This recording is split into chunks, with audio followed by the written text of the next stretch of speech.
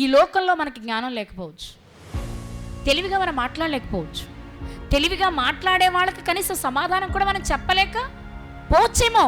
కానీ నిజమైన దేవుణ్ణి కలిగి, దేవుని జ్ఞానాన్ని కలిగిన మనం నివసిస్తూ జీవిస్తూ ఉంటే దేవుడే మన మాట ద్వారా, మన వాక్కు ద్వారా అనేకులను తన వైపు ఆకర్షించాడు.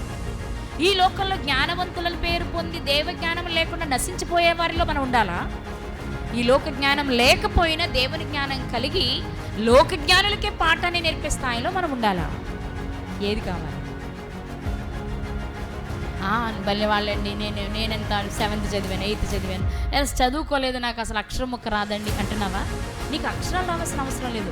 భయము భక్తి నీకుంటే, క్రీస్తుని నీవు ధరించి ఉంటే, దేవుని యందు క్రీస్తుని ధరించి భయభక్తులు కలిగి జీవిస్తూ ఉంటే నీ ప్రవర్తన చూసి అనేకులు దేవుని వైపు వస్తారు. రావడానికి కొంచెం టైం పట్టొచ్చేమో, లేకపోతే నిన్ను చూసి నీ వ్యక్తిగత జీవితాన్ని చూసి కొంచెం ఆలస్యం చేయొచ్చేమో, కానీ నువ్వు ఆవేదన చెందకుండా నువ్వు ప్రయత్నం చేస్తూ ఉంటే నువ్వు అనుకున్న వాళ్ళు రాకపోవచ్చు, కానీ నువ్వు ఊహించిన వాళ్ళని దేవుని వైపు తీసుకురావచ్చు.